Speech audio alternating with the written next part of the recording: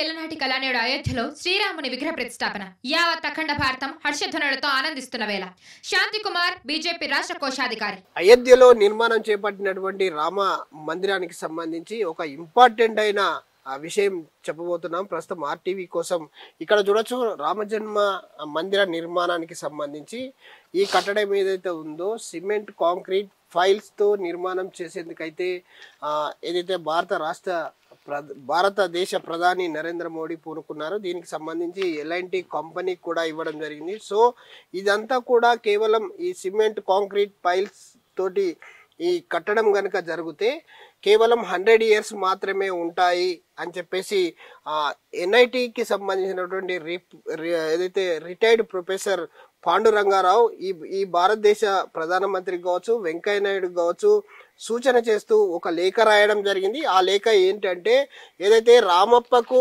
ఉపయోగించినటువంటి sand box technology వాడితే దాదాపు 1000 years ఉంటుంది. ఈ కట్టడానికి సంబంధించి దాదాపు అప్పటికే యునెస్కో గుర్తింపు రావడానికి దీన్ని బేస్ చేసుకొని ఏదైతే ఉంటుందో కట్టడం నిర్మాణం ఏదైతే ఉందో రామప్పకు సంబంధించినటువంటి టెక్నాలజీని శాండ్ బాక్స్ టెక్నాలజీ ద్వారా మీరు కట్టే ఇది ఏదైతే అయోధ్య రామ మందిరం ఉందో ఆ రామ మందిరానికి సంబంధించి దాదాపు 1000 years ఉంటుంది. ఇది మీరు కట్టేది కేవలం 100 సంవత్సరాలు మాత్రమే వస్తుందని ఒక సూచన చేయడం జరిగింది. ఆ సూచన విన్న వెంటనే భారత ప్రభుత్వం వెంటనే రిటైర్డ్ ప్రొఫెసర్ పాండురంగారావును పిలిపించుకొని దీనికి సంబంధించి రామప్ప కట్టడాల గురించి తెలుసుకొని సేమ్ అదే డిజైన్ ఇవ్వడం జరిగింది. ప్రస్తుతం మనతోటి నిట్ రిటైర్డ్ ప్రొఫెసర్ పాండురంగారావు ఉన్నారు. వారిని అడిగి తెలుసుకున్నాం.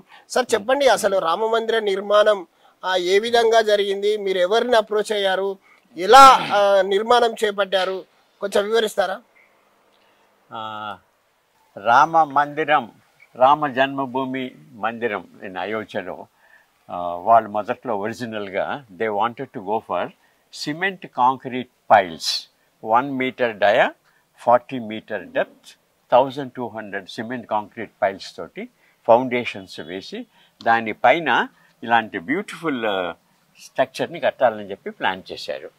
సో అప్పుడు మాకు చూసిన తర్వాత నేను ఆల్రెడీ ఎన్ఐటీలో యాజ్ ఎ ప్రొఫెసర్ 1980sలోనే I was having a big research project on geotechnical appraisal and evaluation of Kakatiya monuments. Archaeological survey of India Delhi వాళ్ళ ప్రాజెక్ట్ అది. దాని మీద గత 40 ఏళ్ళు బట్టి మేము వర్క్ చేస్తున్నాం. ఒక పెద్ద రిపోర్ట్ సబ్మిట్ చేసాం రామప్ప టెంపుల్ మీద, 1000 పిల్లర్ టెంపుల్ మీద, వరంగల్ ఫోర్ట్ మీద. సో రామప్ప టెంపుల్ ఆ విధంగా మనము జియో ఇంజనీరింగ్ కన్స్ట్రక్షన్ టెక్నాలజీని యునెస్కోలో మనము ప్రపోజ్ చేసాం for entry into world heritage. So నేను మా మిత్రులు పాపరావు గారు, దెన్ మా architect Sivanarayanamurthy, we went to Paris and defended Ramappa. ఏ విధంగా డిఫెండ్ చేసాము? Sand box technology of Ramappa temple, floating bricks of Ramappa temple, construction materials of Ramappa temple, Ramappa earthquake resistant structure, భూకంపాలకు కూడా తట్టుకునేటటువంటి foundation, sand box technology foundations, ఇవన్నీ కూడా యునెస్కో వాళ్ళకి ప్రొజెక్ట్ చేసాం. ఆ విధంగా మనకి రామప్పకి వరల్డ్ హెరిటేజ్ రికగ్నిషన్ వచ్చింది. సో అలాంటి టెక్నాలజీని మన రామ జన్మభూమి టెంపుల్లో కూడా వాడితే బాగుంటుంది. ఎందుకనంటే మీరు ప్రపోజ్ చేసుకున్నటువంటి సిమెంట్ కాంక్రీట్ పైల్స్ యొక్క లైఫ్ ఓన్లీ 100 years. వేరాజ్ మీరు కడుతున్నటువంటి బ్రహ్మాండమైనటువంటి super structure with red sandstone, excellent exuberant carvings తోటి కడుతున్నటువంటిది 1000 సంవత్సరాలు ఉంటుంది. So there is no compatibility between the life of super structure vis-a-vis the life of foundation. So after 100 years what happens? The structure will collapse. So there is no compatibility, there is no durability and longevity of foundations. So అందుకని మీరు cement concrete piles వాడకూడదు. మేము కాకతీయుల మీద 40 ఏళ్ళ బట్టి చేసినటువంటి research findings, ఆ డీటెయిల్ రిపోర్ట్స్ అన్నీ కూడా ఆనరబుల్ ప్రైమ్ మినిస్టర్ గారికి, honourable vice president Venkaiah Naidu గారికి పంపించడం జరిగింది. అదేవిధంగా విహెచ్పిలో ఉన్నటువంటి vice president general secretary Koteswara Sharma గారు అని వాళ్ళు ఢిల్లీలో ఉంటారు. వారు దీంతో సంబంధం ఉన్నది. సో వారికి హైదరాబాద్ వచ్చినప్పుడు వారికి ఇవన్నీ నేను ఎక్స్ప్లెయిన్ చేశాను. ఇట్లా మీరు చేస్తున్నారు, దీని లైఫ్ కంపాటబిలిటీ ఉండదు అని చెప్పి దెన్ మేమందరం కలిసి అయోధ్య వెళ్ళాము. అయోధ్య వెళ్ళి అప్పటికే మన ఆనరబుల్ ప్రైమ్ మినిస్టర్ గారు దీనికి ఫౌండేషన్ స్టోన్ వేశారు. సో అయోధ్యలో ఇక్కడ రామ జన్మభూమి టెంపుల్ కోసమని ఫౌండేషన్ వేశారు ఆనరబుల్ ప్రైమ్ మినిస్టర్ గారు. ఇది నేను, మా మిత్రులు డాక్టర్ శ్రీనివాసరెడ్డి, వీరేమో కోటేశ్వర శర్మ గారు జనరల్ సెక్రటరీ ఆఫ్ విశ్వ హిందూ పరిషత్, వీరేమో చంపత్ రాయ్ గారు is the general secretary of the entire Rama Janmabhoomi temple trust. So వీరందరితోటి మేము డిస్కస్ చేసి దీని కంపాటబిలిటీ ఉండదు. అదేవిధంగా దీని యొక్క chairman former IAS officer Nripendra Mishraji, so వారు ఢిల్లీలో ఉంటారు, వారి దగ్గరికి వెళ్ళి ఇవన్నీ ఎక్స్ప్లెయిన్ చేశాము. అప్పుడు వెంటనే Rama Janmabhoomi trust has appointed a committee headed by chairman, former director of IIT Delhi. So కొంతమంది ఐదు ఐఐటీస్ ప్రొఫెసర్స్ని కలిపి ఒక కమిటీని వేసింది. ఆ కమిటీ యొక్క రెస్పాన్సిబిలిటీ ఏమిటంటే మనం ఫౌండేషన్స్ ఏ విధంగా చెయ్యాలి అనేది.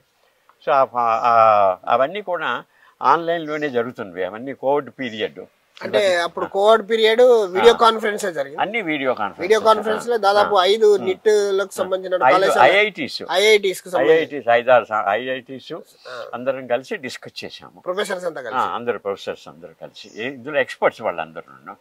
సో నేను కూడా అందులో నా యొక్క ప్రజెంటేషన్ ఎలా చేయాలి, మేము కాకతీయులకు ఎలా చేసాము, మన యొక్క రీసెర్చ్ ఫైండింగ్స్ ఇవన్నీ కూడా ప్రైమ్ మినిస్టర్ గారు పంపించడం జరిగింది. ఇవన్నీ కూడా వారికి ఆన్లైన్లో ఎక్స్ప్లెయిన్ చేసిన తర్వాత ఆ కమిటీ ఏం డిసైడ్ చేసింది అంటే ఫైనల్గా ఈ సిమెంట్ కాంక్రీట్ పైల్స్ని వాడొద్దు, మానేసేయండి. దాని ప్లేస్లో మనము similar to sand box technology plan చేద్దాము అని చెప్పి వాళ్ళు ఏం చేశారు. అప్పుడు 40 feet length, 400 feet length, 300 feet width, 50 feet deep pit, అందులో ఉన్నటువంటి మెటీరియల్ అంతా కూడా కంప్లీట్గా తీసేసి దాని ప్లేస్లో అక్కడ ఉన్నటువంటి శాండ్, తర్వాత గ్రావెల్, అప్పటికే కొంత సిమెంట్ కాంక్రీట్ పైల్స్ తో నిర్మాణం జరిగింది, మొదలు పెట్టారు. ఆల్రెడీ నేను వెళ్ళేటప్పటికి L&T వాళ్ళు కాంట్రాక్టరు ఒక 2 పైల్స్ వేశారు కంప్లీట్గాను. 1 meter డయా 40 meter 2 పైల్స్ వేశారు, అన్నీ రెడీగా ఉండేవి వాళ్ళతోటి. సో వెంటనే మేము వెళ్ళి ఇవన్నీ డిస్కస్ చేయడము, తర్వాత ఒకసారి కమిటీని వేయడము, ఆ కమిటీకి మనం ప్రజెంటేషన్స్ చేయడము. అప్పటిదాకా పని వాళ్ళు ఆపేశారు, ఈ కమిటీ వేశారు కాబట్టి. సో కమిటీలో మనం అన్నీ ప్రజెంట్ చేసాము. సో కమిటీ ఫైండింగ్స్ ఏమిటి అంటే ఈ సిమెంట్ కాంక్రీట్ పైల్స్ వద్దు, దాని బదులు మనము ఈ యొక్క సిమిలర్ టు శాండ్ బాక్స్, అంటే వాళ్ళ యొక్క ఏరియా, ఈ temple area 400 feet length, 300 feet width, so 50 feet వరకు మనం వెళ్ళి అక్కడ కంప్లీట్గా మెటీరియల్ అంతా తీసేసి అక్కడ sand, gravel plus chemicals mix చేసుకుని ఫుట్ బై ఫుట్ 12 inches వేస్తారనమాట. ఒక లేయరు ఎంతకి వేసేసి దాన్ని బాగా కన్సాలిడేట్ చేస్తారు.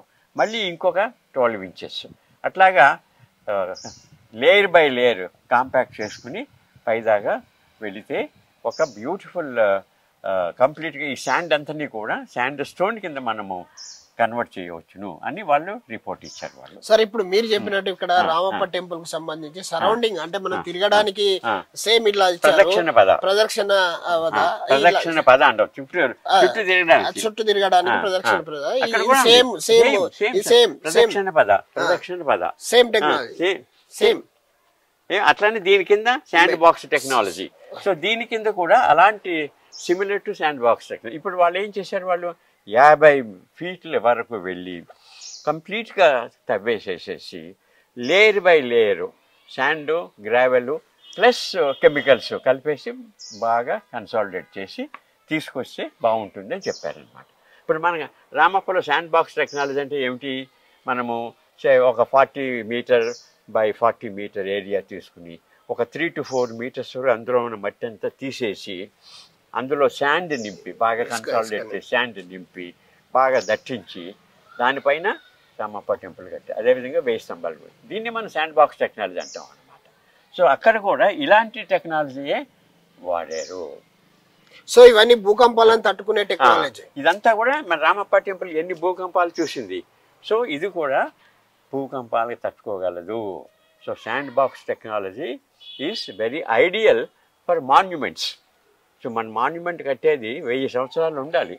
సార్ ఇక్కడ ఇప్పుడు ఈ రామప్ప టెంపుల్ కు సంబంధించి నీళ్ళలో తేలాడే ఇటుకలను వాడారు, అతి తేలికైనటువంటి. సేమ్ ఇక్కడ కూడా అంటే అది లేదు, దానికి దీనికి సంబంధం లేదు. ఇక్కడ నీళ్ళల్లో తేలియాడే ఈ గోపురం అంతా కూడా నీళ్ళల్లో తేలియాడే ఇటుకలు చేశారు వాళ్ళు. ఇదే మేము యునెస్కోలో ప్రొజెక్ట్ చేసాము. నీళ్ళు brick cannot float and water.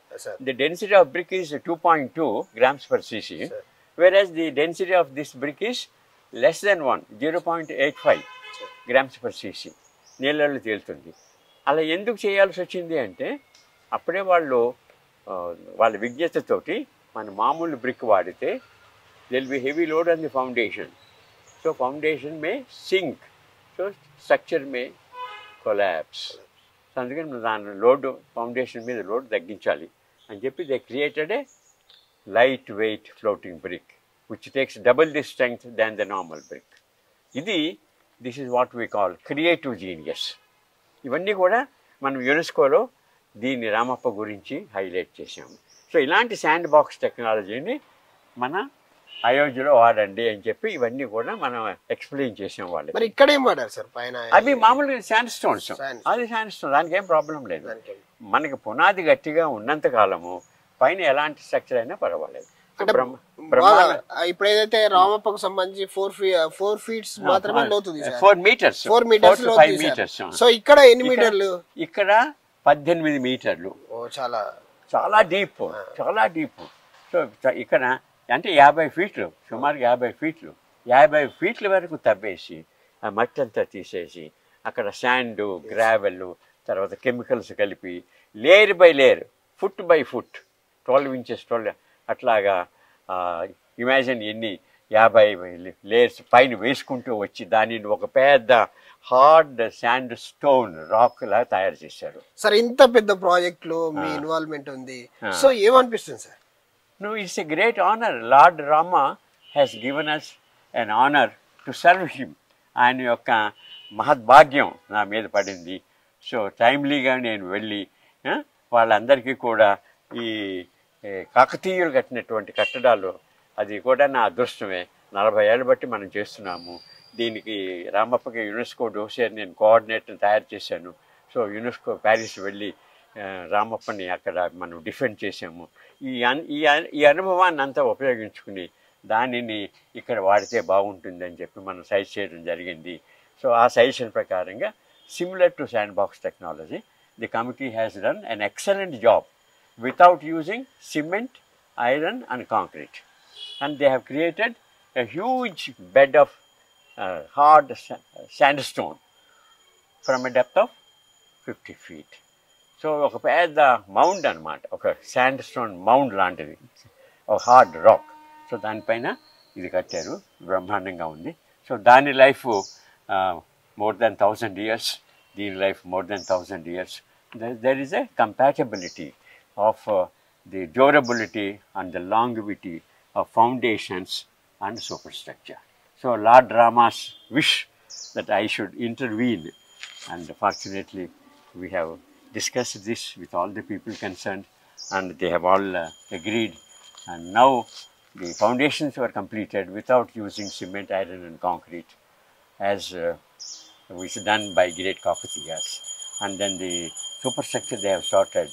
And now you see magnificent Ram temple with exuberant carvings on sandstone, red sandstone. విగ్రహ ప్రాణ ప్రతిష్టకు సంబంధించి రేపు కార్యక్రమం నిర్వహించబోతున్నారు. రేపు ప్రారంభోత్సవం కూడా ఉంది. మీకు ఆహ్వానం అందిందా? రేపు వెళ్తున్నారా? నాకు ఆహ్వానం వచ్చింది, కానీ నాకు హార్ట్ ప్రాబ్లము 4 నెలల నుంచి నేను కంప్లీట్గా బెడ్ రెస్ట్లోనే ఉన్నాను. నేను అయినా కూడా మన పనులన్నీ కూడా ఆన్లైన్లోనే చేస్తున్నాము. సో అందుకని చెప్పి నేను రేపు వెళ్ళడానికి ఆపర్చునిటీ లేదు, తర్వాత వెళ్తాను. స్వామి కటాక్షం, స్వామి ఇప్పుడు రమ్మంటే అప్పుడు వెళ్ళాలి. సో పూర్తిగా అయితే ఇన్వైట్ ఉంది మీకు? వాళ్ళు ఇన్విటేషన్ పంపించారు, వాళ్ళు పంపించారు, ఫోన్ చేశారు. మా కోటేశ్వర శర్మ గారు is the one of the main members there. So ఆయన ద్వారానే మనము ఇంత ఇంటర్వెన్షన్ చేయగలిగాము. కంప్లీట్గా ఫౌండేషన్స్ రీడిజైన్ చేశారు వాళ్ళు based on our suggestions. So ఇవన్నీ కూడా రాముడు మనకి ఇచ్చినటువంటి మహద్భాగ్యము. So I'm grateful. So Lord Rama's blessings నా మీద, మన అందరి మీద. సో మీరు ఎప్పటికప్పుడు అయోధ్యలో జరుగుతున్నటువంటి ప్రోగ్రామ్స్ అన్నీ కూడా ప్రజలందరికీ షేర్ చేసుకుంటున్నారు. So we pray Lord Rama to bless us all for wonderful and comfortable life. So రాముడి యొక్క విగ్రహ ప్రతిష్ఠ రేపు జరగబోతున్నది. So we're all very happy and delighted. ఇట్లా ఈ విధంగా మన కల్చర్ని జనరేషన్స్ టు జనరేషన్స్ ఉండేటట్టుగా అందరూ కూడా పాటుపడాలని చెప్పేసి నా విజ్ఞప్తి. So thank you sir.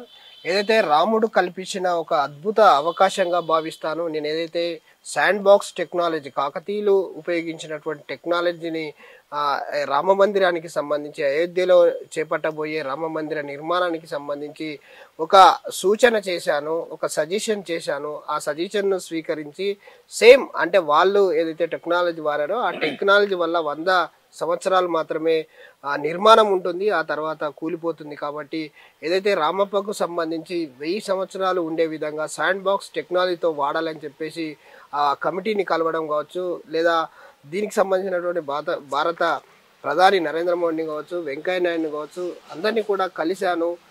చివరికి ఆన్లైన్లో ఏదైతే మనకు సంబంధించినటువంటి ఐఐటికి సంబంధించినటువంటి ప్రొఫెసర్స్ అంతా కూడా ఒక సమావేశం ఏర్పాటు చేసుకొని కొంతమంది సలహా సూచనలు తీసుకొని ఈ నిర్మాణానికి ఒప్పుకోవడం జరిగింది. సో ఈ శాండ్ బాక్స్ టెక్నాలజీతో ఇవాళ అయోధ్యలో రామ మందిర నిర్మాణం చేస్తున్నారు. సేమ్ రామప్ప టెంపుల్ ఏ విధంగా ఉంటుందో చుట్టూ తిరగడానికి అదే డిజైన్ను, పూర్తిగా కాకతీయులు నిర్మించిన డిజైన్ను రిటైర్డ్ ఎన్ఐటి ప్రొఫెసర్ పాండురంగారావు అందించారు. ఇదంతా కూడా రాముడు కల్పించిన ఒక అద్భుత అవకాశంగానే నేను భావిస్తానని చెప్పేసి అయితే పాండురంగారావు చెప్తా ఉన్నారు. కెమెరామెన్ రాజుతో విజయసాగర్, ఆర్టీవీ న్యూస్, వరంగల్. మరిన్ని వీడియోస్ కోసం ఛానల్ ని సబ్స్క్రైబ్ చేయండి. లేటెస్ట్ అప్డేట్స్ కోసం వాట్సాప్ ఛానల్ ని ఫాలో చేయండి. అండ్ లింక్ డిస్క్రిప్షన్ లో ఉంది.